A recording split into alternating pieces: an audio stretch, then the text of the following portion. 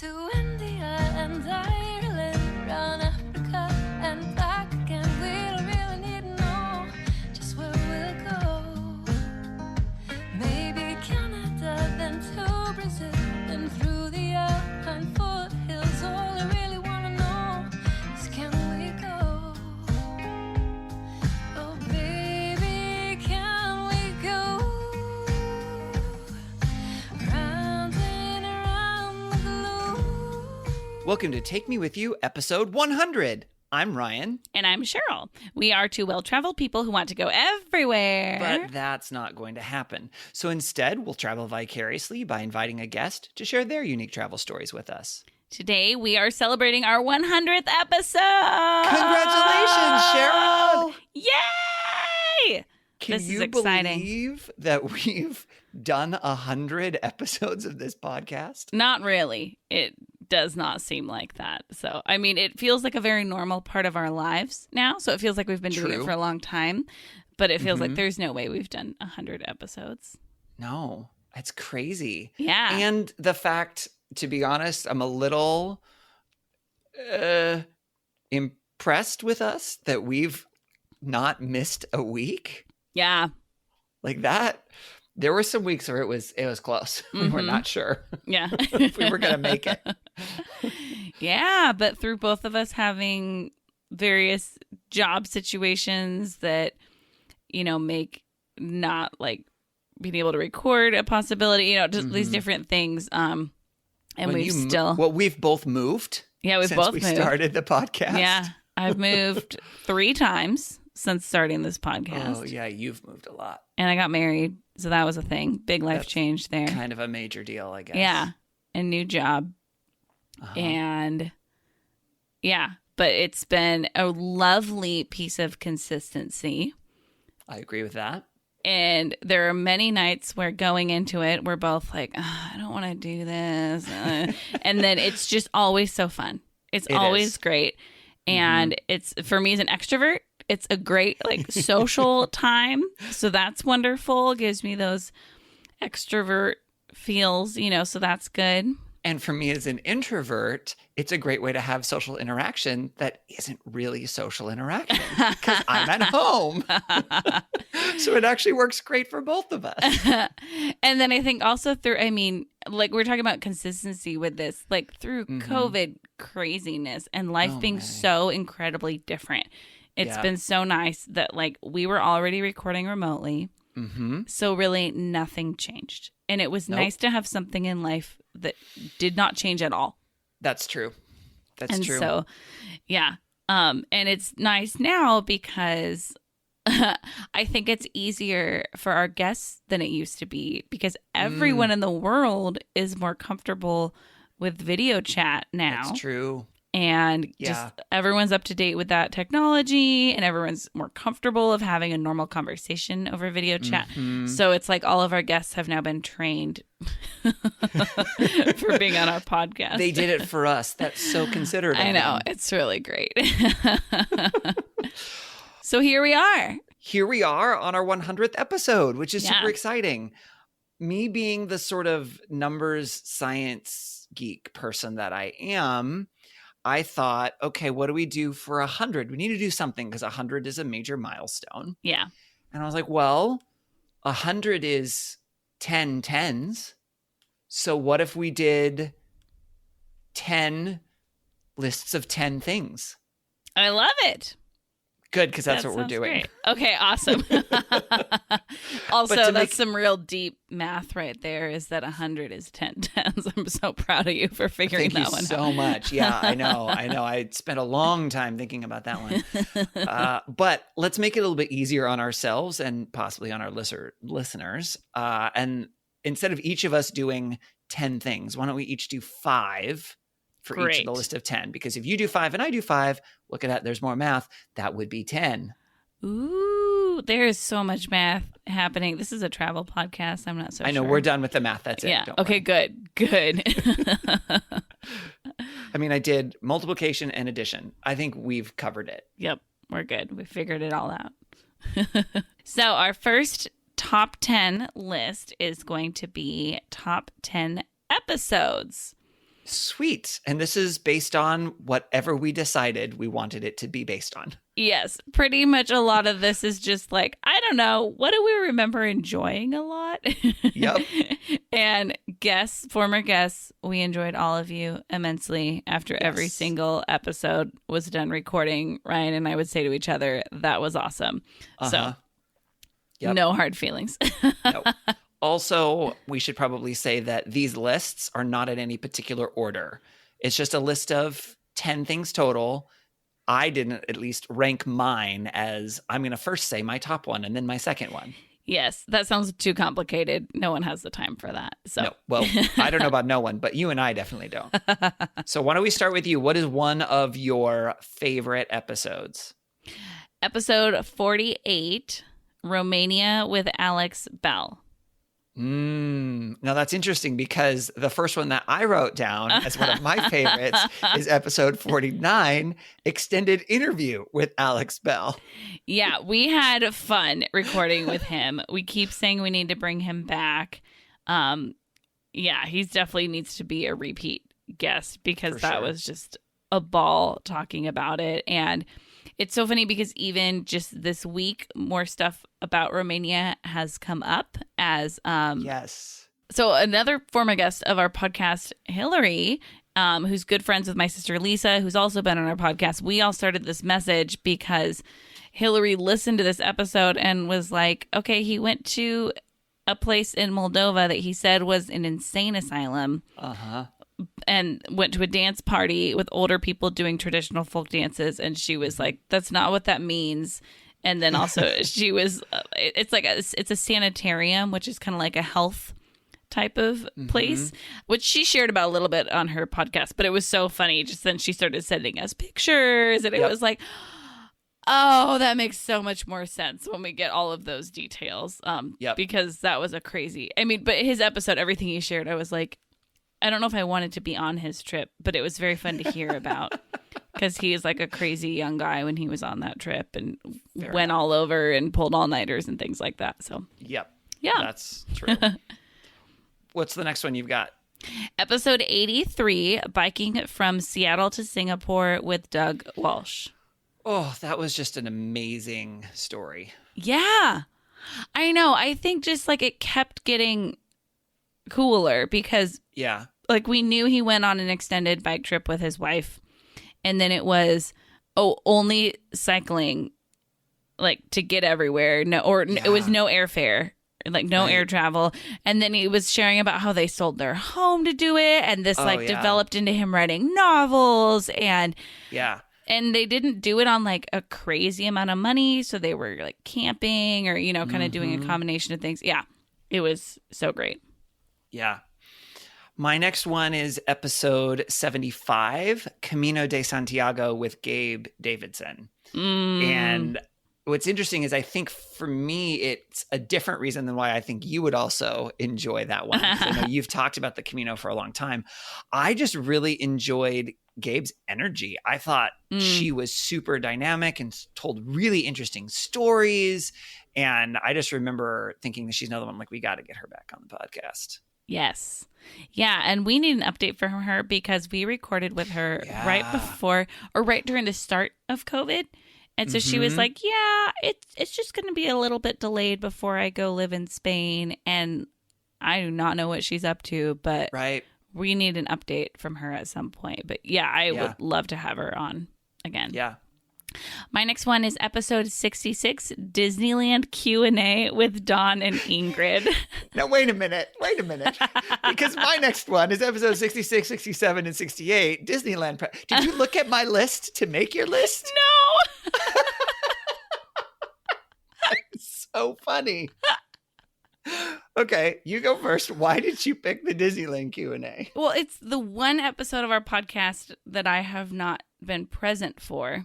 Oh, this is true. And it was so fun for me because I didn't know, like, I'm our editor as well.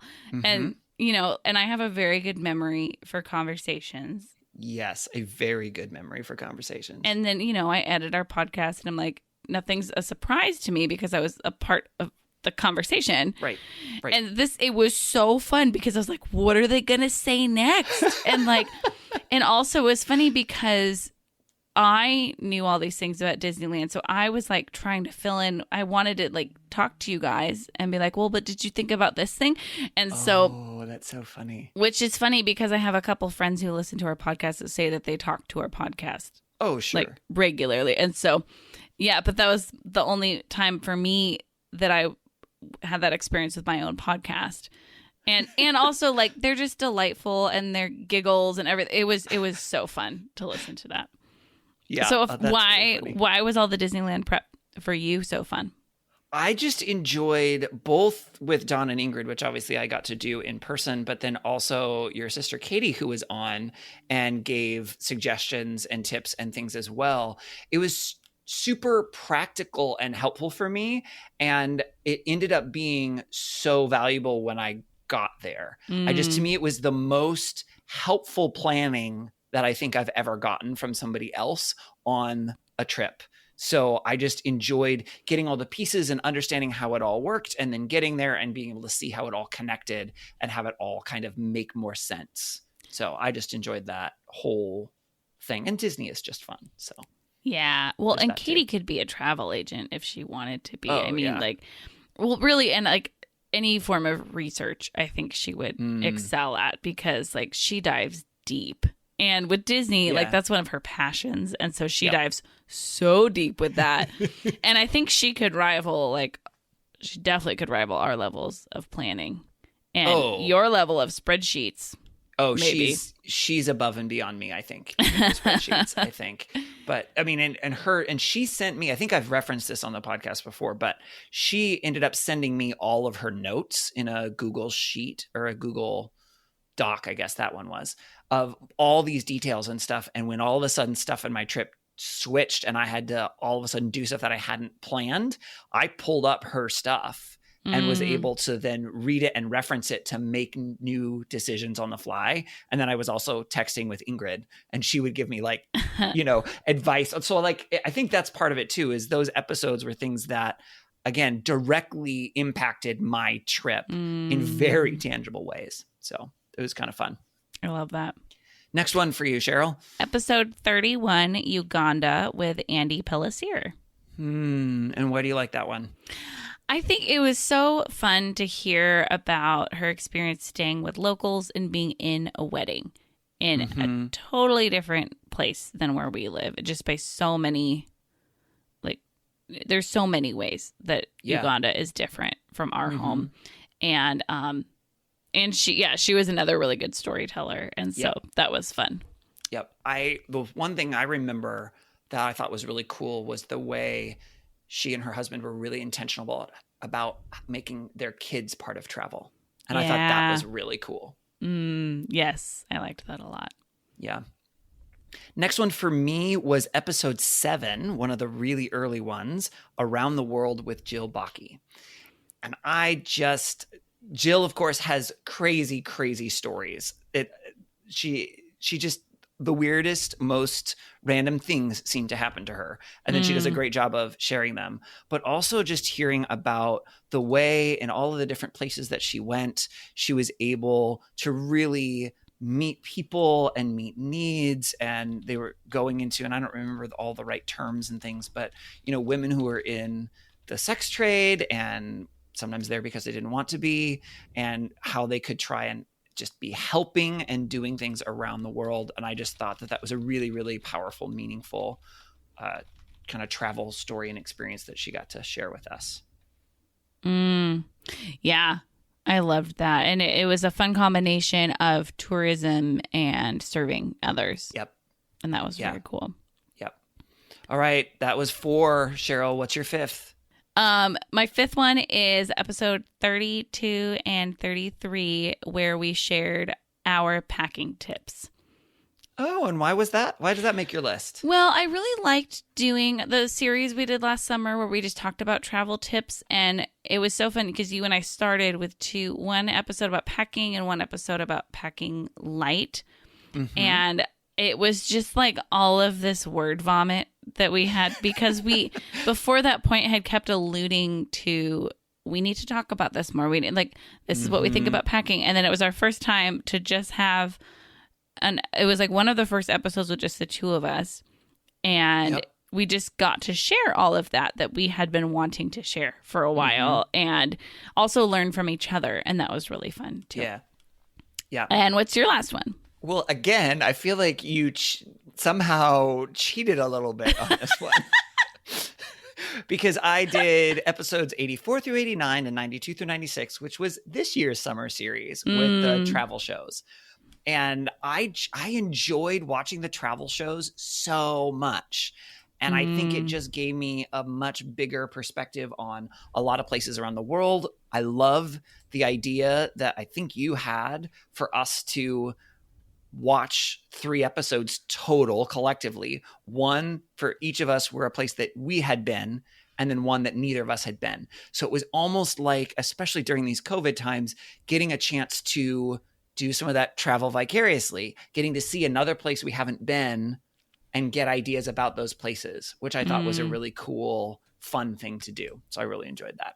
That was fun. And you know what was really cool was we just got a fun application for ourselves of now that we have kind of a wealth of knowledge of travel shows. We just had on a guest, and after we stopped recording, we mentioned that we spent this summer watching travel shows, and she said, "Oh, what should I watch?" And we had like all this information to share of like, well, what are you looking for in a travel show? Like I think we like had a lot of cool things to share with her, and I would not have known the first thing to say other than Rick Steves before this summer. Yeah. And so I think that was really fun, actually, like knowing our stuff when it comes to travel shows now. Yeah, I agree with that. So our second top 10 list with our 10 by 10 list is top 10 Wish You Were Here's. So we have each come up with 5 Wish You Were Here's that we really loved hearing about on our podcast. Ryan, what's your first one? My first one actually is one that Jill shared about when she was on. So I know I already mentioned her episode, but she shared about the wolf experience. Oh my gosh. Do you remember that? Where it was like a sanctuary for animals that you're not supposed to own, but that people did anyway. And so there were like wolves, and I don't remember what else there was, but I was just like, that sounds so cool. It was an Airbnb experience, and that was just really cool. I definitely remember that because I have it favorited on Airbnb for whenever I get a chance to go do it. It's in our state. And so, I have thought about that one a lot. All right. What's yours? The slide at the Great Wall of China. Holy moly. It is my favorite example to share with guests when they're trying to think about what they should share for Wish You Were Here. And I'm like, the Great Wall of China is one of the most famous things in the world.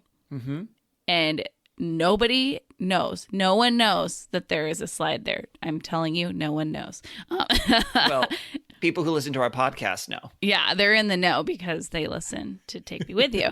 But I still remember I can hear our voices saying simultaneously, "There's a slide," when Dawn says, "Go to the Great Wall of China, but take the slide down." And we're like, that sounds like the fakest thing ever, but I've seen video of it.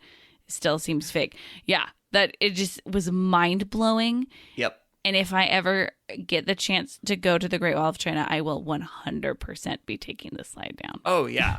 Yeah. Oh, yeah. For sure. What's your next one? Skellig Michael in Ireland. Oh, Because I didn't get to go. I got to see it. you but I were didn't so close. Get to go on it. I know. Yeah. I was so close. But it was just really cool to hear someone who had been on, and Jordan had the whole experience with her family and got to share pictures. So, I mean, it wasn't the same as going, but it was as close as I think I was going to get. So that one was a fun one.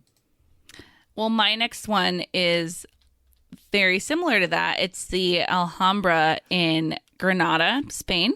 Okay. And I have seen it, and I've stood right outside it, and I have not gone in because of tickets, because it was one of those things where it was when I went to visit friend of the show, Michaela McGee, when she was living in Malaga, and we went with some of her friends to Granada for the day. And I just assumed, we're going to go inside of it, because my sister got to go when I was sick the time I was in Spain Oh. before, and I did not go. I had a ticket and someone else used it because I was sick and stayed home.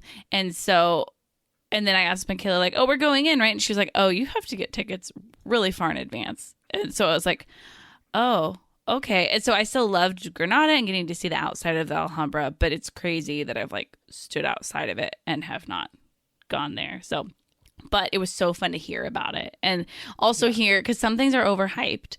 And it's like, you're True. fine. You didn't even need to buy the tickets and go in. Mona Lisa. But I think if I get the chance to go back to Granada, I really do want to go inside of the Alhambra. What's your that's next cool. one? My next one is Mordor, New Zealand. Because first of all, just New Zealand. Yeah. Like just New Zealand, but then also one of the sites from Lord of the Rings, it would be super cool. So I think that would be a really fun thing to go see. And I think there's a day hike there. That's a pretty reasonable hike. That would be really fun to do. Nice. My next one is the bathroom in the French Alps. I think that was another one that just surprised me a lot when KJ shared about it. Yeah. And then it was like, how fun. I love those moments when you're traveling or even at home when you just find something so unique like that, or something that was designed so well that it's really enjoyable and it's just an everyday thing. Yeah. It was a cool one. I think the next one for me is actually one that you shared. Oh, The Maparium in Boston. yes. Because man. it looked really cool because you're like inside the globe. Yes. And that just, I don't know. I don't know why that seems so cool to me, but it seems incredibly cool to me. It was something that, speaking of like our scale of awe or awesome Right. scale, whatever you, From Mona Lisa to the redwoods. The redwoods. Well, and I think wasn't the Mount Rushmore on the redwood end of the scale? Mount Rushmore was in the middle. Oh, it was in the Lisa said that it was middle. the Okay. size that she expected it to be. Yeah. Oh, yep. Okay. Our scale of whelmness. Whelmedness? Whelmnant is what I was trying to say. Like there's overwhelmnant and there's underwhelmnant. That's a word, right? No. Overwhelmnant. Whelmment. Am I? You're putting in an extra N. Good thing we don't do anything that requires us to speak clearly. I know that would be a problem. Anyway, or scale of whelm, maybe we would call it. I just randomly like found it online and going to it, it was so cool. Yeah. Yeah. I think people need to go there if they visit Boston. Yeah. My next one is the 5-tier backpackers hostel outside of Cinque Terre in Italy. That was so fun to hear about, a unique hostel where they even like provide the transportation into Cinque Terre every day and cook dinner for you, and it just sounded like this lovely little community and a really fun experience. Yeah. My last one is the telescopes in Chile. Because when Sarah was on and she saved it for the end. Yes. I don't know if you remember that. Yes. And it was just, I would love to go. I would love to go and to see them and to be in a dark sky site and in the southern hemisphere. It would just be very cool. I should stop talking, otherwise I'm going to talk for like 20 minutes about it. What's your last one? Chumbe Island outside of Tanzania, which my sister Lisa and her husband Jeff shared about. And that was also a surprise at the end. Wish you were here after she talked about their trip. But it looks otherworldly. Just this island, this little island that you can stay on with the huts. And I mean, it sounded amazing and looks so gorgeous. Yeah. Okay, next one is travel tips that we've learned from our podcast. Cheryl, give us some learning here. One of the biggest things I've learned from this podcast is to plan only one thing a day. when you travel. We have heard guests who are major planners and guests who want nothing planned say that, of just like, have your one thing and maybe know a lot of other options, have some loose plans, but only really have one thing planned. And I love that.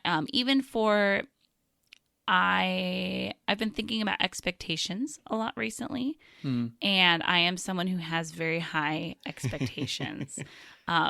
It's, I think, the curse of being a positive person, maybe, is that I get so excited for things, and so when not all the things I have planned work out, or when I'm too tired to appreciate that, whatever else, I think that I can feel really disappointed, and it can be hard to bounce back. And so I think the idea of expecting one thing per day and then everything else will be wonderful and extra and over the top and more than I expected. So I think personally that's a great way to go about it. Yeah. For me, in a similar vein, is to slow down, right? To take time to whatever. Take time to rest, take time to spend time at the place where you are, whether that's a museum or a park or whatever, but just to not rush and try to do 8 million things all at once. That's good. My next one is to talk to people. We hear a lot of people. We have so many guests who say, oh, I love to talk to the locals and learn about the culture. And we've said, well, how do you do that? And they're like, I don't know, talk to a waiter, talk to your cab driver, talk to your Airbnb host, like just start talking to people. And I don't do that much unless conversations are initiated, but I love the idea of talking to people and just being intentional with those conversations. Yep. My next one is the saved lists in Google Maps. And specifically the fact that it has a want to go option. Yes, I have used that now. Yep. It's fantastic. I have one for hikes. I did one for the road trip I did this summer. Man, and it's great. Yeah, I'm a big fan. Christy kind of rocked our worlds with that. Oh, yeah. Yep. Next one for you? My next one is a question that Doug Walsh said he likes to ask of locals to find a good restaurant. And it was, where would you take your sweetie on their birthday? And I love that so much because I think he brought up a really good point of it as a tourist. When you ask people, where should I eat? They're going to tell you to eat where the other tourists eat for the most part. There are exceptions to that. And so I think for me, my version of that I've done in the past is I'll say, like, I want the typical food. I want the local food. I want what you eat, But the idea of trying to find a nice place that a local enjoys, that's perfect. Yeah. I love it. I'm going to be doing that. The next one for me is that it's okay for a group to split up. Everybody doesn't have to do the same thing if you're in a group, if you're traveling in a group. Right? And some people want to go off and do this thing and other people want to go off and do that thing. And then everybody meets later on. It's totally fine, totally acceptable way to travel. I love that. My next one is that TripAdvisor is more helpful than I think it is. Maybe it's to give TripAdvisor another shot. Is what I'm thinking. Because I think you and I both felt some frustrations with it. Katie was the first person on our podcast to talk about it, and I think she gave a really good description with how to use it effectively. But since then, we've had a number of guests, and again, planners and non-planners, say that they really like it, and different ages of people, different demographics. And so I think I will be giving TripAdvisor another shot. Good for you. I know everyone was on the edge of their seats with that one. Yeah. All right. My fourth one is to think about planning a trip based on the number of times you want to unpack. Ooh. So I don't know if someone said it directly that way, but I know that I've heard that multiple times throughout our podcast of like kind of along the lines of the slowing down, but every time you go to a new place, you have to unpack. right? And so Mhm. the number of times that you have to unpack should be a factor when you're planning a trip. I love that. Yeah. Yeah. My fifth one is to download Google Maps. I'm pretty sure that you were the first person to share this with me, and we've had several guests talk about that. Yep. In the giant "do you use data when you go abroad or not" thought. And even if you use data, it may not be a bad idea. So I like that one. Yeah. Super practical because, maps are really helpful, especially when you're someplace that you're not used to. My last one is that travel doesn't have to be big. I think a lot of our guests have shared trips that were day trips or, only a couple hours drive away. And like, I think of Ian when he shared about the fact that every year they go to Seaside, right? Every year. And that is one of their regular travel things. And because it's that familiar, they don't have to make a big deal and go and do a bunch of things. They can go and relax and enjoy it. And it's only a couple hour drive away from where they are. So I think travel doesn't have to be this big international thing. It can be, and it's awesome when it is. Yeah. But it doesn't have to be. Yeah. That's good. Our next category are surprises. Sorry, it was cheesy, but I had to. These are the moments where I'm like, why is this not a video podcast? Because that was fantastic. So just what are some things that you were surprised by in this podcast? And that can mean a number of things. Yes. Well, the first one that comes to mind is when, and we've already talked about this a little bit, Alex took over our podcast. We were interviewing him. He was telling his story. And then somehow, and I still don't know how it happened, all of a sudden he started interviewing us. And it was like we were the guests on his podcast. Yes. And a wonderful part of that was his impromptu BuzzFeed quiz about which model of plane Oh, that's right. should you fly on. And he asked us a number of, like, would you rather plane questions. And then he told us which model. And then he showed us the model of that plane he had in his room. Yeah. Yeah. My first one is when Venetia was living in Russia and tried to buy something in a store, and she was trying to use her problem solving skills she couldn't figure out the system of like, how do you buy something? Because they have one of each of every item displayed. And so she tried to like draw it and everything. And you would think people would commend her for her effort. And instead the entire store gathered around and pointed and laughed at her. Yeah. Well, That was a good moment. that was a good moment. This next one's sort of depressing, but you remember, Cheryl, that for New Year's, this last New Year's, we did a travel goals episode. Sure did. That? Sure did. Great timing on our part to Let's talk set all these about- goals for travel. And then, surprise, COVID-19. Mm-hmm. So Yeah. I think the surprise was a little bit that we didn't know what we were talking about with travel goals. Yeah.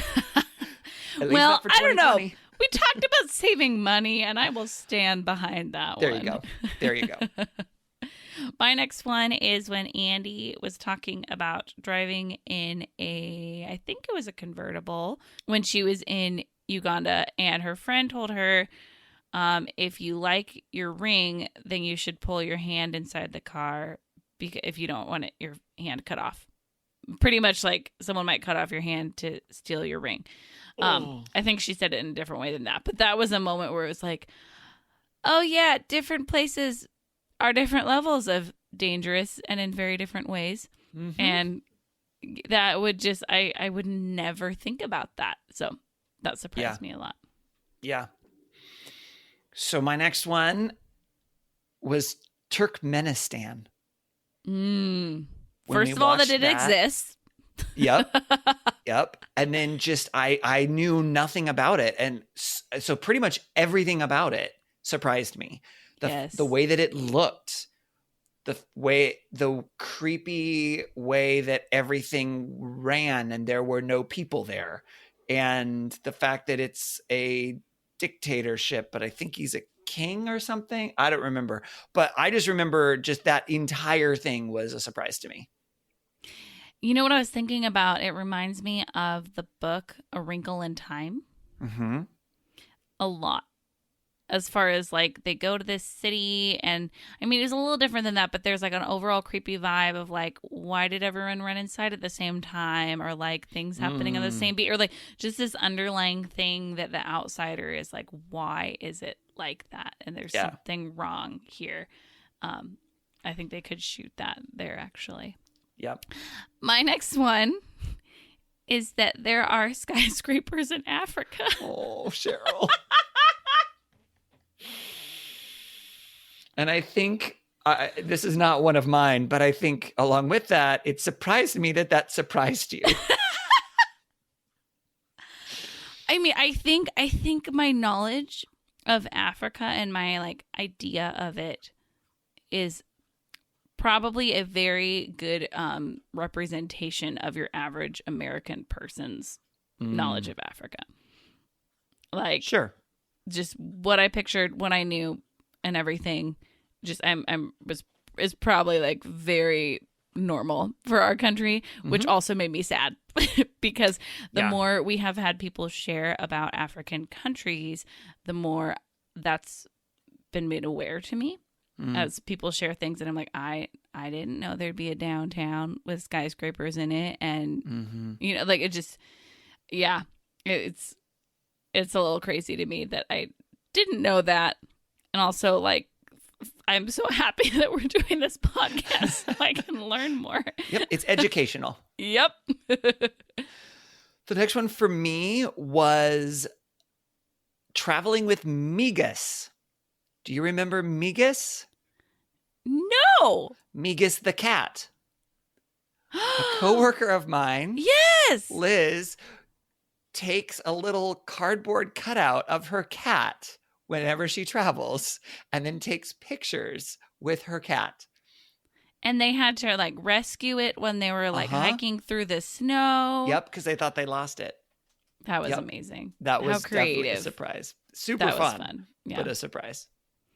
My next one is along the veins of my last one. I was surprised that people live in Madagascar. Oh. I just made you face palm. I just thought it was a jungle island. I didn't know that there was civilization there. This made my sisters face palm as well when they heard that episode. Yeah. But Well, I think part of it for me is, do you realize how large the island of Madagascar is? probably I hadn't. Sure. I think I thought it was like just a small, like a small tropical island that's deserted. Because Yeah. there is such thing as uninhabited islands. Yes, absolutely. I thought that was one of them. And then the cartoon film Madagascar made me think that a little bit more. Sure. Though that definitely doesn't help. Yeah. My last surprise from the podcast was actually that I'm less of a traveler than some of the people that we have on our podcast. And what do you mean by less of a traveler? I think less adventurous, less willing to go places and do things. Because we've had guests on that are like, wow, you are a traveler. I just do it for fun. You know, and I've always thought, hey, I love to travel, and I do, but not as much as some people. There are definitely people who love to travel more than I do, and that surprised me. That's a really cool self-knowledge thing. Yeah. Yeah. My last one was about the countrywide water fight in Thailand that you want to Jill be a got part to of. see, that I 100% want to be a part of. But I am aware that there's different cultures that have different holidays and celebrations that look pretty different than ours do in the States.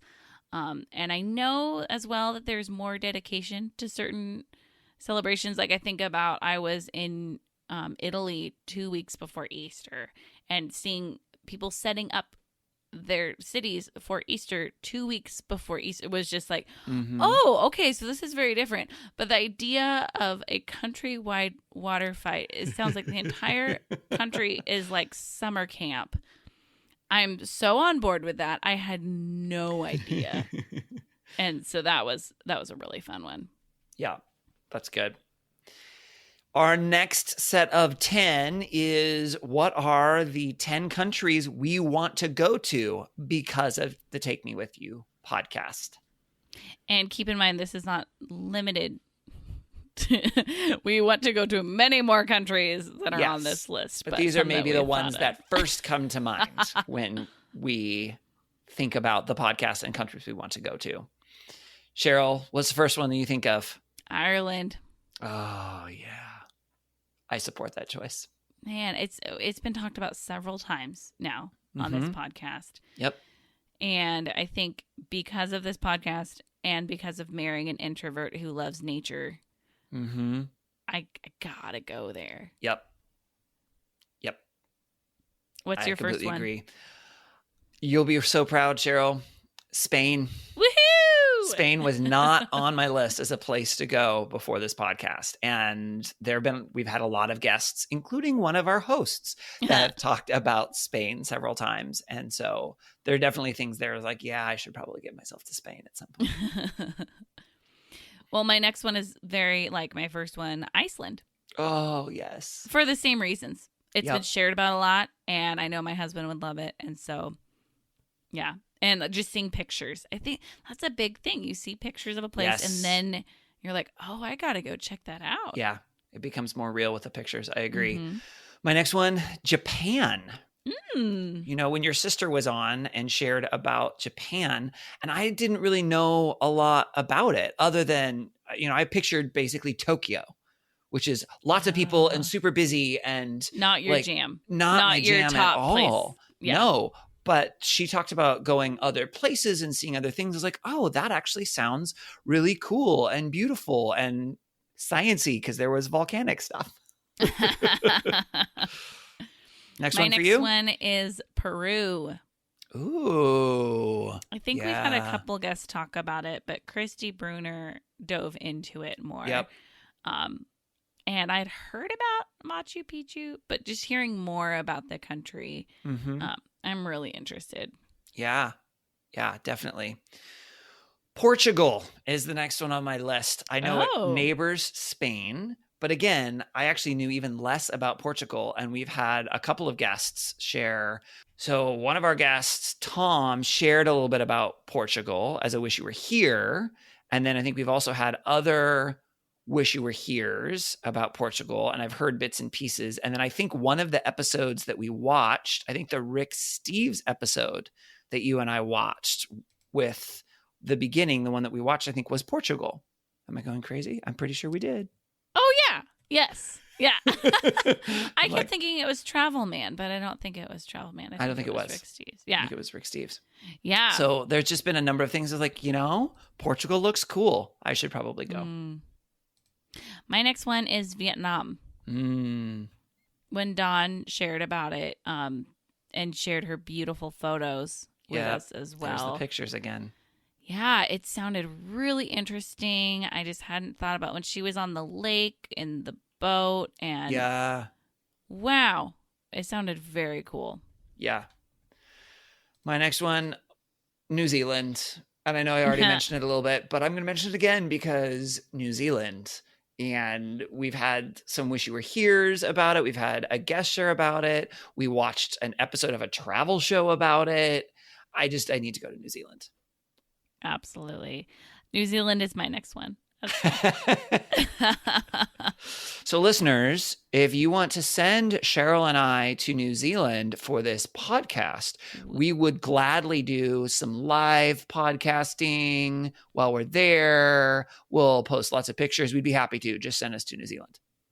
Yeah, I think it would be willing to make that sacrifice. Yep. My last one is Italy. And I've been to Italy before, but there are many places in Italy I have not been, including some of the major places like Florence and Rome or the Cinque Terre or any of those things I've never been to. So I think hearing about a lot of those cool places from guests, I need to get back to Italy and see some of those things I haven't seen. That sounds great. I know. Our next category is specific places that we've added to our travel list because of Timwe. So we talked about countries that we've added because of Timwe, and now we're getting into a little bit narrower than that. Ryan, what's your first one? Barcelona. Like that's the place in Spain that has the most, that appeals to me the most. And specifically a lot of the just Gaudí and being able to see the stuff that he's done in the city, you know, the La Sagrada Familia, and then whatever that square is or whatever with all the houses and the roads and walkways and stuff that are all in his weird style. I think that would just be super cool to see and to experience. Yes, it would be. You have. I know. It was great. My first one is the underground amusement park in Romania, because what the heck? Yeah. Christian shared about that one. Yeah.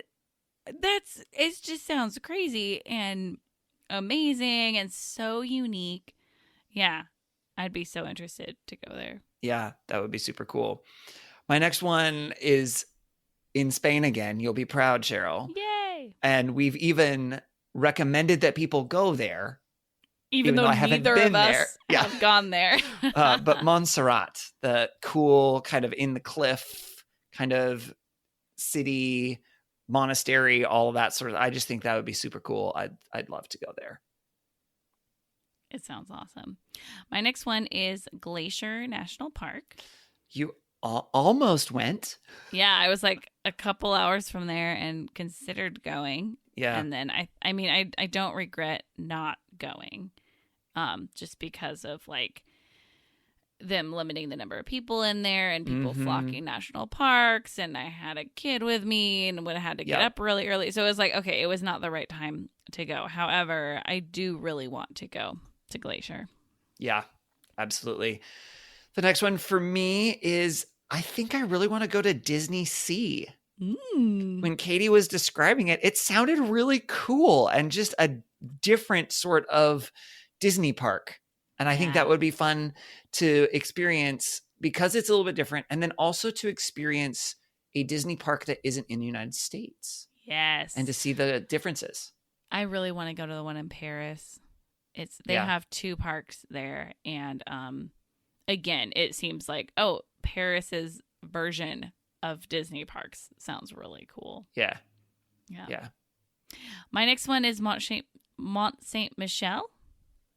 Oh, is that that island off, like when the tide comes in, it like is an island, but when it isn't, you can walk out there? Yes, I think we had Michaela and Jimmy talk about it.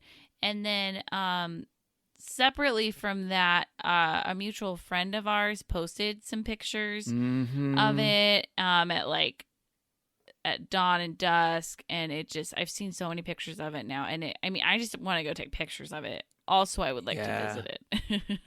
Yeah, for sure. Definitely. Another one for me is Sintra.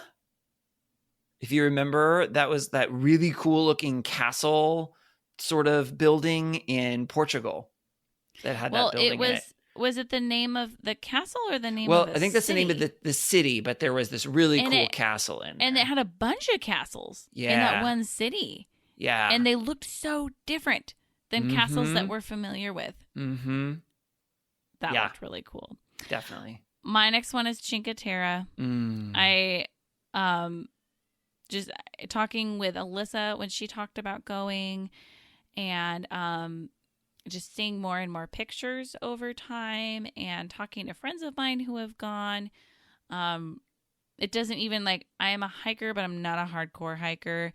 And even hearing it doesn't sound crazy strenuous to go between the cities. It seems really doable, and it looks gorgeous. So yeah, I really want to go there. Okay. And my last one, I know you're noticing a theme here, but the Glowworm Cave in New Zealand. when Trent was on and he talked about being in the glowworm cave with the Oh, like it's dark and the yeah. glowworms that glow kind of a bluish color. Oh my gosh, I would love Yeah. to go there. It would be so cool. Oh, you'd be nerding out so much. Oh yeah, I don't think I want to do the whitewater rafting type thing that he did, the caving, the spelunking Mm. way that he did it in particular, but I still want to go to the caves. And if that was the only way I could go, I'd probably do it that way. My last one is El Camino de Santiago, Mm. which was already on my list, but then actually hearing about it and what it's like and Yeah. everything, I really would like to go at least do a few days of it, even if I'm not doing like the whole thing. I would really like to. Yeah. I mean, backpacking, but not needing to bring a tent and a sleeping bag sounds amazing. yeah, that's a smart idea. Yeah, because like I don't know, I want to get into backpacking more, and then it's like, oh man, I have to figure out like, do I do a tent? Do I bring a hammock? Like all of that stuff. But getting to actually rest like on a mattress at night and Yep. everything sounds amazing. Yep. The older we get, the more Yep. appealing that ends up being. Yes. Yes. How has your travel changed since we started doing the podcast? Yeah, I think just a lot about like my outlook on travel, and so it's changed how I've been traveling, but I haven't been doing like a ton of traveling, so I think it's also changed like how I will plan trips in the future. So, For example, for example, the first one is less planning. Just I mentioned this before with the one thing a day, but I think even how I did my honeymoon trip to New Orleans with we kind of did that one thing a day and didn't have a lot planned because it also happened so last minute we didn't have time right. to plan. It was way relaxing and enjoyable, and so I think just I'm on board with planning less. Nice. I'm going to do the really sad, depressing one. Fine. COVID-19 has canceled trips. Yeah. So, I mean, that's a very tangible way that I think travel has changed, both for us as individuals, but also globally even. Yes. So And, things like, are very different. Who knows the next time we're going abroad. Yeah. I mean, Yeah. the countries have to be open to U.S. travelers first. Yep. That would be a So, start. Yeah. Yeah. And neither of us, well, you have airline tickets for I February. do have airline tickets. But like outside of that, neither of us really know about like even the next time we'd go on an airplane Yeah. necessarily. You have one and we'll see. I have one, but yeah, it's the only reason I went ahead and booked it was because I can change without a change fee. Yeah. So that, yeah, you're right. That is a way that travel has changed since doing the podcast. Yeah. My next one is that, I mean, probably also as a result of COVID, is I've done more little small trips. Kind of what you were sharing about earlier with like how we see travel and what is travel. I've done a lot of weekend trips Yeah. and it's so fun. It's such a fun way to get to go see local things. And it's a way to really like scratch that itch when you're craving travel as well, is just like go drive somewhere and see something new, Yeah. And I think along with COVID, our definition of new and variety is like, there's a lot less expectation around that. And it's a lot smaller than it was before. So I think even doing little trips is like, oh, this is awesome. I love it. Yep. One thing for me, while traveling, because of this podcast, I think a lot more about the pictures that I take and what moments I'm experiencing to know what and how to share on the podcast. Because it's like, oh, I need to make sure that there's a picture that works really well of this thing to be posted on social media for the podcast, or, ooh, this would be really good to share as I wish you were here, or those sorts of things that, of course, I didn't think about before. So that's definitely a change for me. Yeah, I've done that as well. Yeah. My next one is more national parks. I think my interest in national parks is increasing as we have guests share about them, and I've gone to a couple more. It's definitely spiked my interest and how much I care about visiting them. Yeah. Another one in one of our earlier episodes, you had asked the question, I think, of, I don't remember if it was me or if it was of a guest or whatever, but like what do you splurge on and what do you save on? And we've used those questions a couple of times. And I've learned that for me, traveling, a splurge is pay a little bit more for more legroom on a flight, in an international flight. A domestic flight, maybe not, because I can do 2 hours. That's not bad, 3 hours. But if it's a 9-hour flight, I'm going to pay more for the legroom. That was not me. I think it was Dawn. I know it was a guest. Okay. I think it was Dawn. Yeah. That's a good one. My next one is spend more time in less places. So I always want to pack in one more thing. And when you travel somewhere new, especially somewhere where the countries are a lot smaller, it's so easy to just say like, well, you're right there. Like it's only a 2-hour train ride from this other place. Yep. And suddenly all of your days get eaten up and the actual time that you're spending in each locations is really minimal. And I think part of the only planning one thing a day and trying to slow down that I think you and I are both kind of feeling with travel and just being able to rest and enjoy a place is spending more time there. Yep. And so I think that's tough because I want to go everywhere, but I think that also ends up being a more enjoyable trip where I get to actually experience the locations more. Yeah, that's good. For me, and you sort of mentioned something about this already, but I think one of the things that has changed about travel for me is I actually try and use TripAdvisor. Oh. Because we have heard such great things about it. And even though I still struggle with it mentally sometimes and the way it's organized, I know that there's good information in there because enough people have used it and recommended it. So I'm like, okay, I'm going to use TripAdvisor. Well, let me give you one with TripAdvisor that I've used a couple times, actually. So my husband worked in hotels for 10 years, a little over 10 years. And so I love him having a large say in what hotels we book because I'm you know what to look for.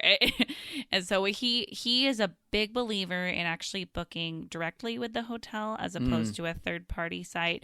And, you know, he said like they can oftentimes give you the same deal if you ask or a better deal because then they're not also paying that third party site. And then if something goes wrong, you're actually their customer, not the third party's customer. Yep.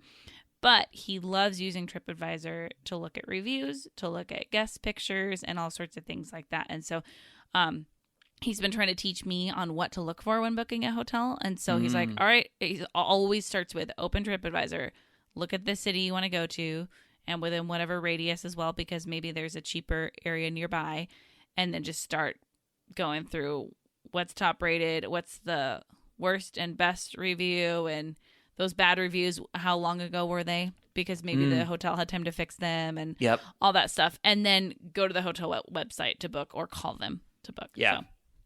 So, there you go. All right. Little tip right there. Nice. How else has your travel changed since we started the podcast, Cheryl? Well, this might be more because of the travel shows that we watched this somewhere, but I am starting to second guess if I actually do want to go everywhere. What? Because I don't know. I don't think I want to go to Turkmenistan. It looks really scary. Do we have to change the intro to our podcast? No, we will not change that. I still want to go everywhere in theory. But there were certain places where I was like, I realized either, that's not top of my list. And that's weird for me because I love everything. But, just was like, I would go there if I had the opportunity, but I'm not going to seek it out right now. And then also there were some places where it was like, I don't know. And more because of like fear, of like when they got to go into North Korea or Turkmenistan or these places where I'm like, I don't actually feel like I would be safe. Not as in like from pickpockets or anything, but like I don't even know if legally I would be safe in this location. And that feels a very different level of safety to me than pickpockets or whatever other safety that people typically talk about with travel. Yeah. So I don't know. That's some kind of a weird one Hmm. for me. Yeah. How about you, Ryan? What's your last one? I think since we started the podcast, I pack even less than I did before. Were you listening to your own advice about packing? I think so. Well, and I mean, I don't have all of the advice for packing light. I learned a bunch of stuff from you too, and from guests, because guests have given us good tips on things as well. And so I think I actually, pack even less. I think one of the things that you said at one point was pick the suitcase first. Yes. And then it's whatever can fit in the suitcase, as opposed to here are all the things that I want to bring, and then pick the suitcase that they fit into. I'm so glad that helped. That's awesome. Yeah. I mean, I was not necessarily a ridiculous overpacker before, but that's why I think it's also kind of cool. Just I found other ways to even pack less, or even pack the same number of things, but get things that are lighter weight or that dry, wash and dry faster for sink, doing sink laundry, all those sorts of things. So, yeah. All right. Our 8th category is travel regrets or mistakes that we have made. Wah, wah. I know. This is the bummer one, so I'm glad we're not ending with it. Ryan, what is a mistake or a regret that you have with travel? Okay, so one, I got lost in Venice. I think we've talked about this before, because for whatever reason, you totally understood Venice. And you typically get lost places, and I'm the other way around. I don't typically get lost, and I definitely got lost in Venice. So that's definitely a mistake that I made. I don't necessarily regret it. It was still fun, and I still was able to find my way back. But it was definitely a mistake where I ended up on the wrong side of the island. But then I got to talk to a cool grocery person who didn't speak English, and I didn't speak Italian, and that was fun. My first one is, I've shared this story before, but when I was spending the day in Paris, and it was like a 12-hour layover on my way to Spain, and I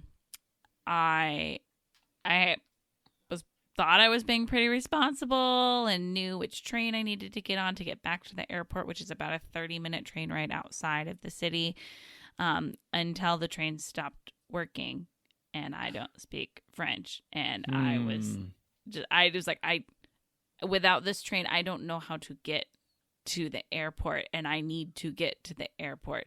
So that was kind of rough. Yeah. I mean, I made my flight, and it was fine and everything, but yeah, that was I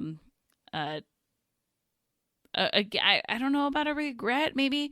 Well, I didn't have a lot of euros on me because I was waiting on that, and so I could have just grabbed a taxi. I think if I had had more cash on me, I would have done that, and I felt apprehensive about grabbing a taxi if I only had a credit card. So I think, there's a piece of like preparation with being by myself in a city for only the day and only knowing one way to get to the airport. I don't know if I would do that again. Yeah. So I did learn something from it. There you go. There you go. Yeah. I think one of my travel regrets, again, I think I've shared this on the podcast. It also is connected to Venice, but this is when I was there as a high school student, and there was something that I thought that I wanted to buy. And I was like, well, I have the money, but I shouldn't spend it. I felt guilty about spending it. And then I regretted not buying it. It was a mask, and I just regretted not buying it. I was like, I may never end up back here again. Thankfully, I did, and I ended up buying one. And so now I have, as a matter of fact, I'm looking at it right now. I can see it. Did I ever show it to you? Yes. Okay. I thought I probably did, because that sounds like something I would do. But that was a regret of, I had the money. It wasn't outrageously expensive, and I just didn't buy the thing. So that was definitely a travel regret for me. My next one is planning too much and getting sick. When my sister Lisa and I went to Italy and Spain, we really packed that trip. And I got to say, it was fun. We had a great time. We saw a lot of stuff, and we visited a lot of places, and I got sick. And so on a 2-week trip, I think we should have just, like, even if we went that hard, done a rest day halfway through, like, just do a nothing day. And that's hard to do when you think about the time and money that you've spent to get to this place on the other side of the globe. But I got sick and I couldn't, like, I had to just like take it easy for a day and lost out on going to the Alhambra. So yeah, I learned from that one. Yep. My next regret / mistake, it could be both, was walking around in shoes that apparently were not the right shoes to be walking in.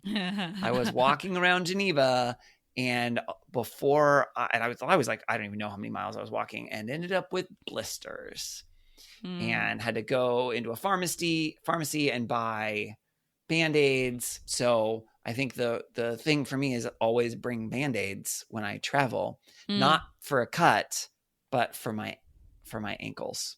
That's good. Because they are prone to blisters. That's a good one. Yeah. My next one is not spending any time apart.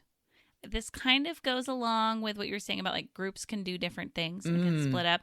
And this reminds me of when Doug Walsh was talking about how he and his wife, it was his 40th birthday. It was one of their 40th birthday and they were in Paris. Yeah, yeah. And his wife said, "What do you want for your birthday?" And he said, "I don't want to see you until dinner." And it just reminded me again of my sister Lisa. We had a wonderful trip, but we spent no time apart and then had an argument on the metro in Madrid where we were like both crying on it on the last day of our trip. And I think it's that like I love her and we travel really well together and we didn't spend any time apart. And I think like we just like, you need a break from anybody. And so yeah, I think that that can be really healthy. It's hard if there's only two people because then it depends on, are you comfortable being alone in another place? And what are those things different that you're going to do? But I think it could look like a lot of things. Even I wonder financially, if you had the money for it, maybe get a separate hotel room one night, you know, like it could look like different ideas. But I think a part-time, or at least, I don't know, some form of downtime where you're apart is really good. Yeah. Yep, for sure. So this one I shared about when I talked about the Galapagos Islands a little over a year ago, and I got motion sick on the plane. And my regret was not so much getting motion sick, although that also was lame. But I even had motion sickness pills, but they were in the overhead bin. And I was not on the aisle. And I did not have an easy way to get them. But if they had been in my backpack that I always keep with me, I could have just taken one. Yeah. But at that point, there was no easy way for me to quickly access a motion sickness pill. And so that was definitely a regret. And I don't do that anymore. I now travel with motion sickness pills in my backpack so that I can access them quickly. And I would expand that to just any medication that you think you might need. Make sure it's not up in an overhead bin. You want it much quicker access. Yeah. Or like Kleenex, headphones, Yep. your book, you know, just stuff that you're going to want on your flight. Do you really want to have to get in your bag that's in the overhead bin? Yep. That's a good point. My next one is ordering international tickets without a passport. Oh. This is the saddest one, I think. Yeah. And our listeners, I mean, they can hear the whole story if they so desire. It is episode 59, where I give an update on my honeymoon plans. But I had to change my trip last minute because my husband didn't get a passport in time and it didn't work out. And we already had our tickets, but had to change everything. And so I will never do that again. Yeah. Well, and it wasn't like you were just silly and got tickets without a passport. Like you guys put in for the passport with plenty of time. Yes. But even doing all the right things, it still didn't work out. Yeah. It was one of those, like, in general, things just kind of do work out most of the time when you need, you know, a passport. It all just kind of works out. But there are times with any kind of documents with the government where it's more complicated. And that was my first time experiencing that. And there's no way I will ever do that again. And in fact, I think if I hear of anyone else doing that, I'll be like, stop it right now. Don't you dare. Yeah. My last travel regret or mistake, I know that I've talked about before because it turned into a tip, but would be traveling for an extended period of time, especially on a plane, without bringing my own form of entertainment. It has happened to me twice now where I've been on a plane for a long haul flight and there was no entertainment on the plane at all. I think I've talked about one of them, which is why I carry my little USB stick that has all my movies on it. Yes. But then just a year or two ago, we were on a flight and it had all the screens and they didn't work for the entire flight. There you go. And so it's like, hey, see this, but that time I was prepared. And I was like, this is why I bring my USB stick right here and a book and, whatever, all of those things. So, but yes, I regret if the time traveling without entertainment.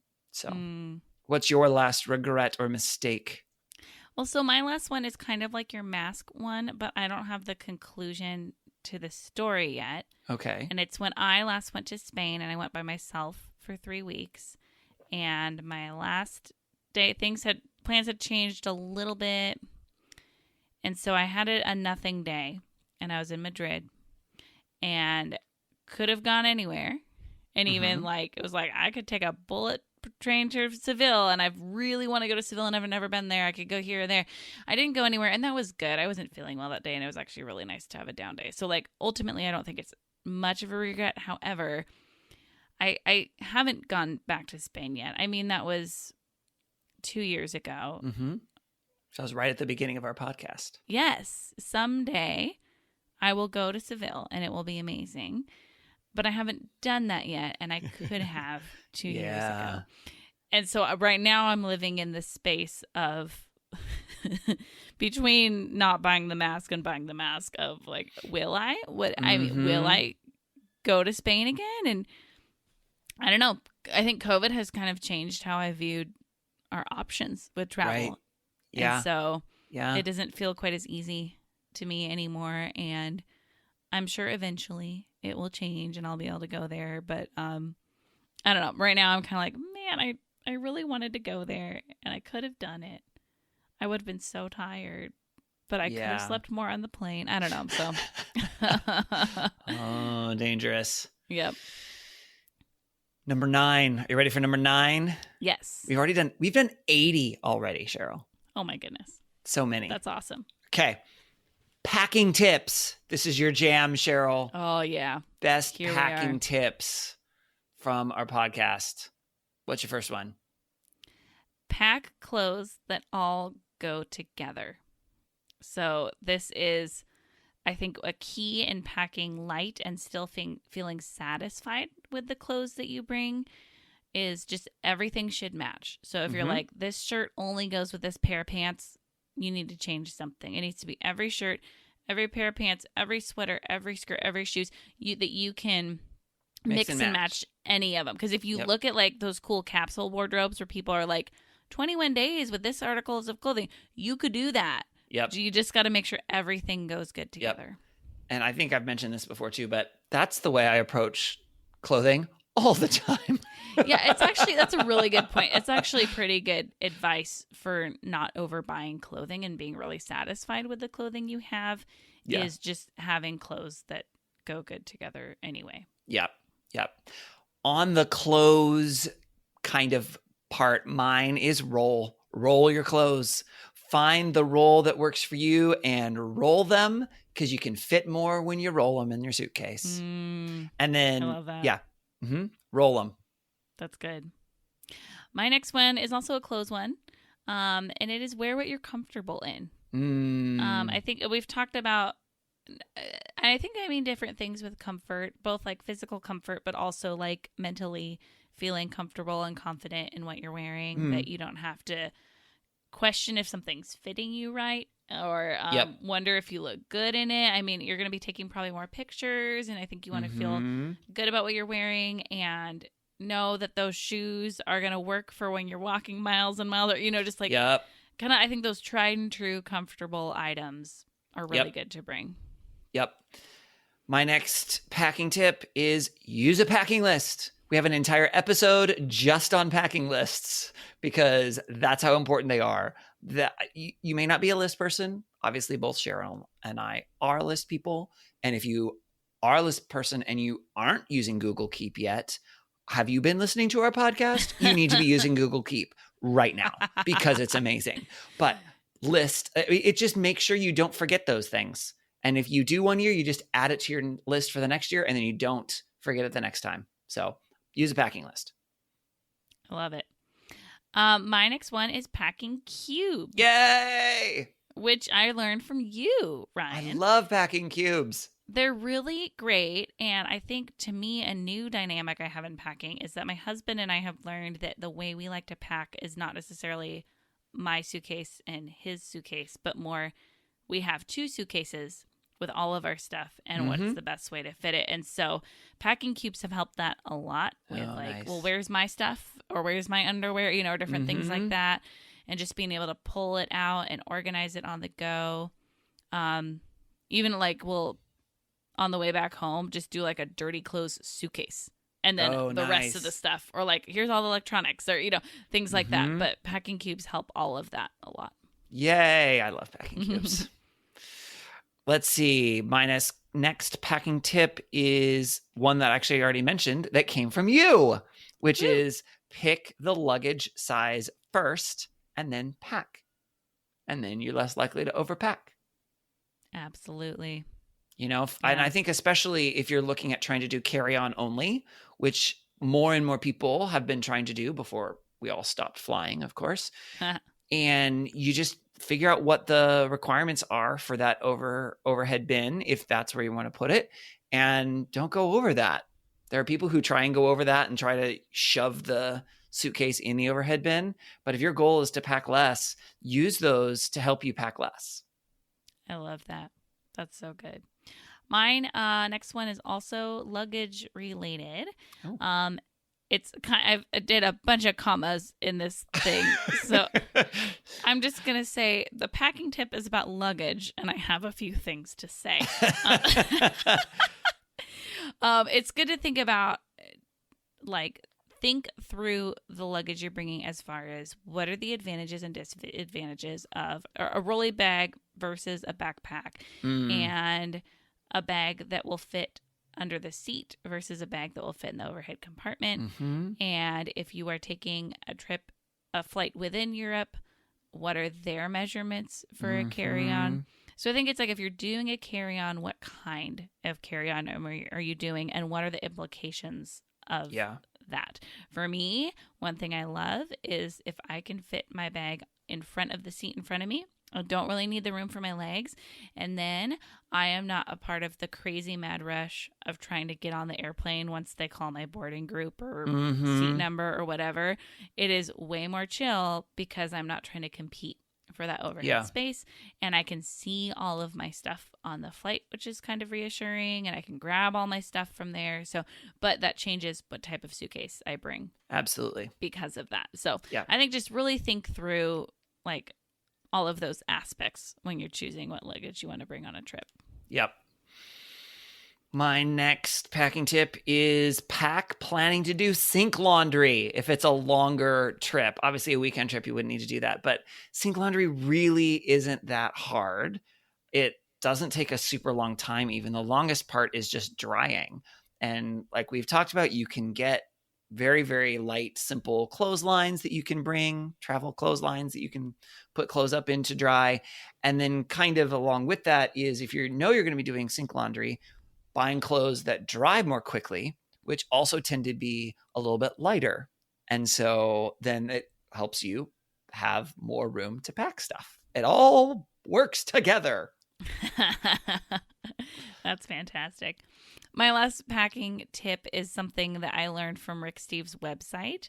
Oh. And I have... You mean he personally told you this packing tip? Yes, through writing it on his website, knowing that someday I would read it. Yeah. Yes, he did. Yep. And it's something that I think about in packing, and then also in what I'm wearing on my person versus what I'm packing in my bag or my purse. And his tip is, if you were to get robbed, make sure that everything that is on your person is enough that you could continue your trip. Mm. And so that includes like what is in your purse or your backpack. It's like, what if those things were taken? Could you still continue your trip? Yeah. Obviously, it's going to be inconvenient if that happens. But like, do you have your passport on your person? Do you have a credit card, like some cash? And then with that, like, make sure some of that cash is not in the spot with the hidden passport, so that if you need to grab cash, you're not revealing where your passport is. So there's all that stuff. But just like think through that when you're somewhere that is not home. Yep. My last packing tip is going to sound familiar because I already talked about this. Bring entertainment. Pack something to entertain yourself. And that can look different depending on where you're traveling. It doesn't have to be movies for a flight. It may be, maybe you're going to go to someplace tropical and you're going to sit by the beach all the time. And you need to bring a book with you, right? To sit by, on the beach and read. Or I like when you, Cheryl, were talking about your road trip that you did and that little clothesline thing where you were kind of showing Jack kind of, hey, here's the different stops that we are going on during the day, or the whiteboard things that for activities. Like those are all fall into that idea of entertainment, because a lot of traveling is not actually that fun. The being a place is often where most of the fun comes. And so make sure that you're packing something for during the traveling to make that entertaining for you. Maybe that's a podcast, right? Like it doesn't have to be an extra thing that you're doing. Maybe you love listening to us so much that you just want to download all of our podcasts and listen to them. I'm sure that's it. That must be it, right, Cheryl? That's probably it. Well, and I think along with that, a new aspect of that I've learned as I have slowed down and packed less into my day is that I might have downtime in my Airbnb or my hotel or at a restaurant where I'm going to take some extra time. And sometimes that's kind of wanting one of the creature comforts of like my handheld gaming system or, things like that. And so I think thinking through maybe having a piece of home with you with the entertainment that you like what do you like to do to wind down in the evening? Yep. And bringing that with you can be really nice too. Yeah. And I even with, I know I'm talking about that silly USB stick with all my movies on it, but a year ago when Tom and Serena and I were in Ireland, we actually hooked up my laptop to the TVs in some of the Airbnbs we were, and a couple of different nights we just sat on the couch and watched a movie, right? Like it's that same thing. It's kind of something that's familiar, and we had been going all day, and it's a way to kind of relax and unwind, right? And it was just kind of a fun thing to do just to kind of help us enjoy and then have enough chance to just sit and not do anything. So I think you're totally right. Yeah. I think a piece of that I think about is sometimes we can picture ourselves enjoying a new place and like just sitting and being there, or maybe you're not much of a reader, but you're like, oh my gosh, I'm going to read so much. And then I think there's a piece where that can happen. And then there's a piece where you are still you. Yes. And the things that you enjoy are the same. Yep. Even if you're in a different location. And so I think having some of those familiar things that you enjoy already can be really nice. Yep. Cheryl, we've got one final set of 10. One left. What are we going to end on, Cheryl? What could we possibly do as the last top 10 from our 100 episodes? Well, there is a very key thing that we have not talked about yet, and I am offended. I can't imagine that. I feel like we've talked about everything we need to talk. Oh, no, you're right. We haven't talked about the top 10 cool science things that have happened on our podcast. You're right. You're right. We are like the missing time it. when you said that you are scientific, and so therefore you talked about how 10 tens make 100 because you are scientific. Uh-huh. Like that? Like kind that of cool science thing? Yeah. Ryan, we haven't talked about food yet. We need to talk about food. I didn't really notice. I know, that's very sad. But I'm actually a little surprised you didn't include more food stuff ahead of time. I know. I was just trying to like be respectful. I don't know what it was, but I know. I could have said like top 10 food tips, and you know, eventually this would just become a food podcast. But this is still a travel podcast. Okay. So what is this related to food? What are we going to do for our last 10? just some of your favorite meals that you have had while traveling. Do you want to go first? Yes. Go for it. I'm thinking about this pasta that I had in Venice, and I'm salivating. So that's my first one. Something that my sister and I did when we were in Italy. I mean, there was so much pasta that we wanted to eat. And then also there were lots of other good dishes. And so we typically would order one amazing pasta dish and then one like salad or vegetable or meat or, you know, something else.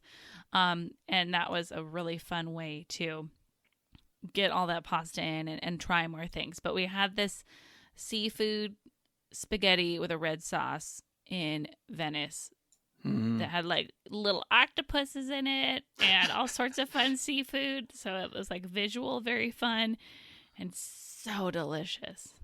Oh man, it was really good. Well, believe it or not, I was able to come up with meals or food that I enjoyed traveling to. Even though I'm so excited. I'm Yes. so happy about that. Yeah. So the first one I'm going to mention was from that trip to Ireland. In Bushmills in Northern Ireland, we went to the Bushmills Inn restaurant, and that was kind of our one nice meal. We weren't really planning ahead, but wow, even as a non-foodie, that food was really good.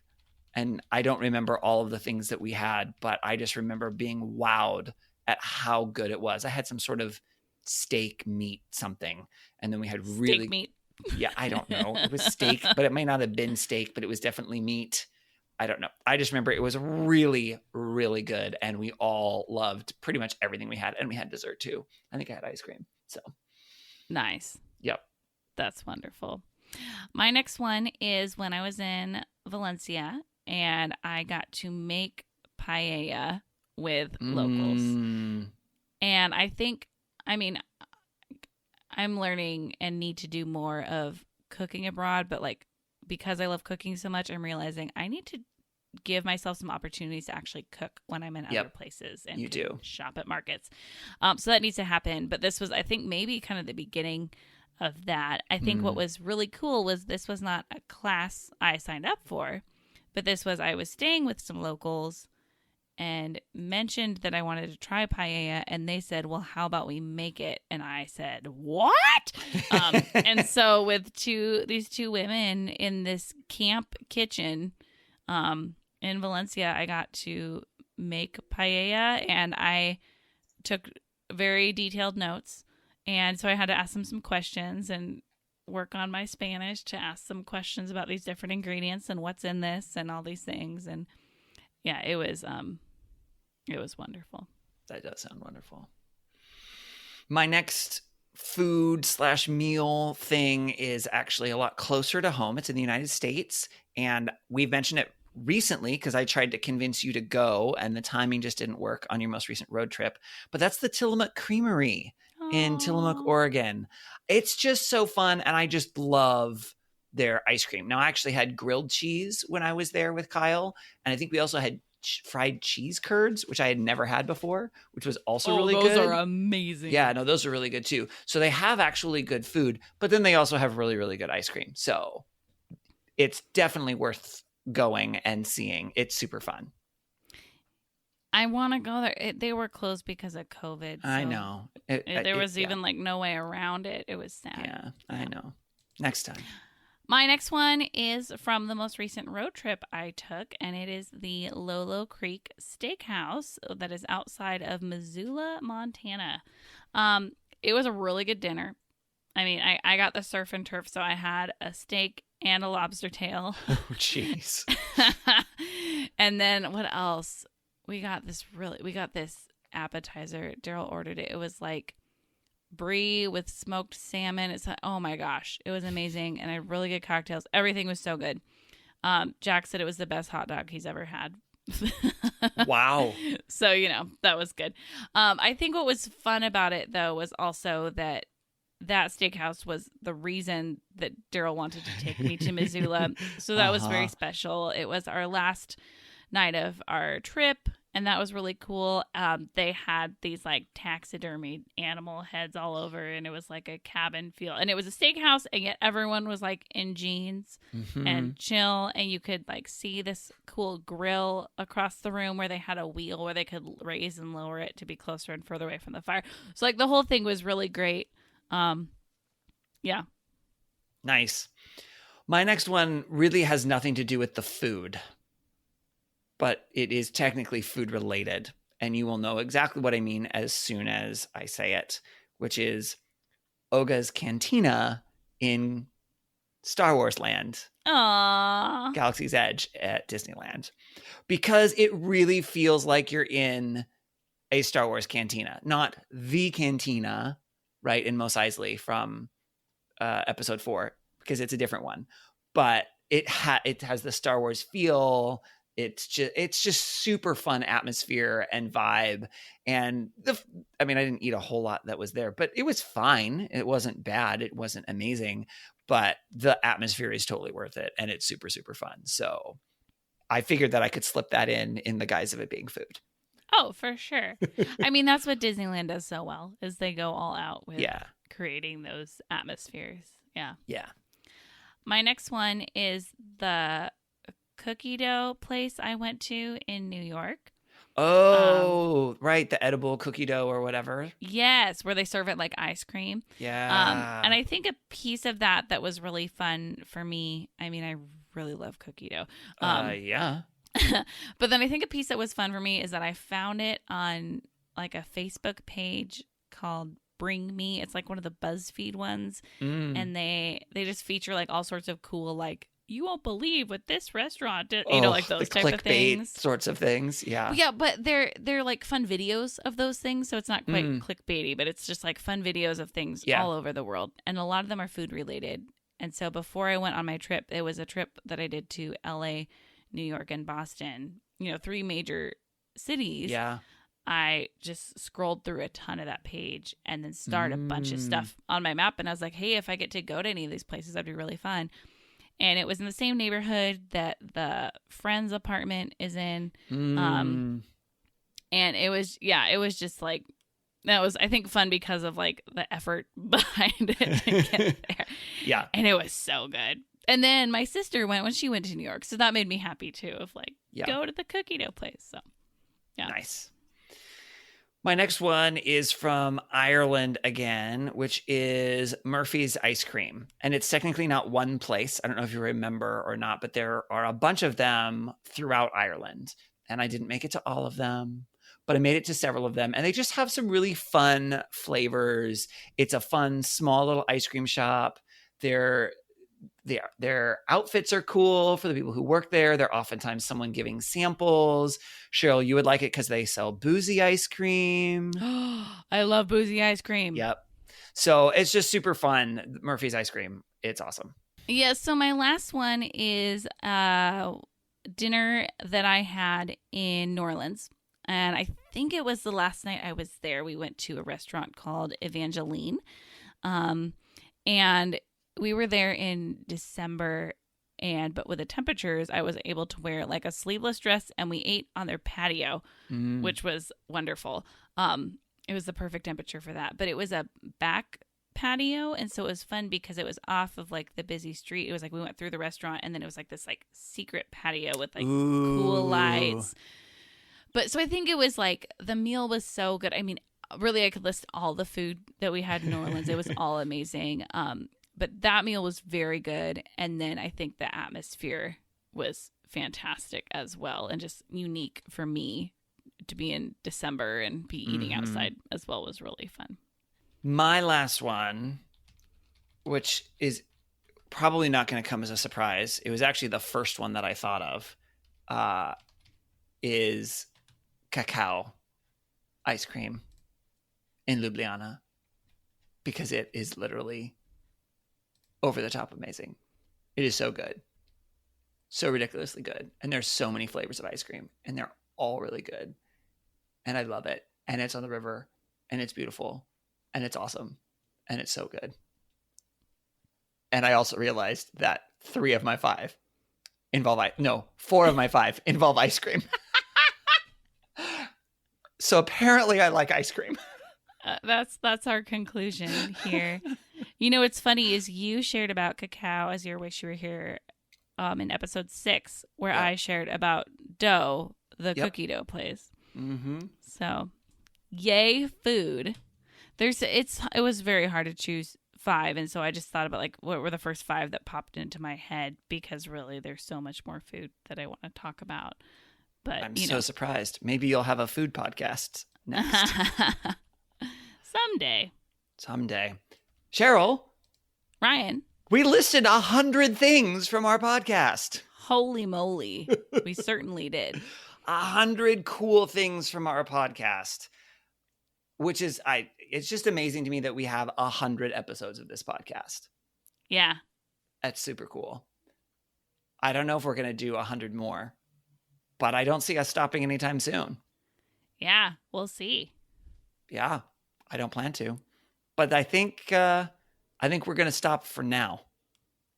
Good plan, because I think we've taken almost 100 minutes to talk about these 100 things. Wouldn't that be perfect? 100 minutes. But we would love it if you would follow us on social media. We are at TimWee Podcast. That's at TMWY Podcast for Take Me With You. We are on Instagram and Twitter and Facebook. You can also email us at timwepodcast@gmail.com. Send us some of your favorite moments from these last 100 episodes, whether it was favorite episodes you have or wish you were here's or things that you learned, or maybe hopefully you learned from our mistakes and then you won't make those same mistakes. That would be really cool too. Whatever our highlights, share it with us. Do we want them to share 100 of them? Oh gosh. I mean, just start with one and then you Okay. can keep sending them. I would love 100. That would be amazing. But even just send us one. Just It's up one. to you. Okay. You can also call us and leave us a voicemail. I don't know if you'd have enough time to share 100 on a voicemail, though. So you may have to just do one on a voicemail. That number is 406-763-8699. Or if it's easier to remember, 406-POD-TIMWE. We would love it if you would rate and review our podcast. It doesn't have to be all 100 episodes. You can just, in general, if you want to, or even just this 100 episode. Yeah. We would also love it if you would subscribe to make sure you don't miss any of our episodes, and share about our podcast on social media, including our entire back catalog of 99 other episodes. You could share any of them or this one, which is a good overview for people. We'd love that. As always, thank you to Beth Reed Miller for the awesome artwork. You can check out more of Beth's artwork at Beth Is Something. And thank you to Erica Corbin for the use of her song Round the Globe. You can listen to Erica's music wherever music is sold or streamed. That is the end of episode 100. So until episode 101, remember to take me with you. Take me with you. Can we get a sailboat chasing down the sunset as we float round and round the globe? Salty air and balmy nights, guided only by the lights above, and a little love. Although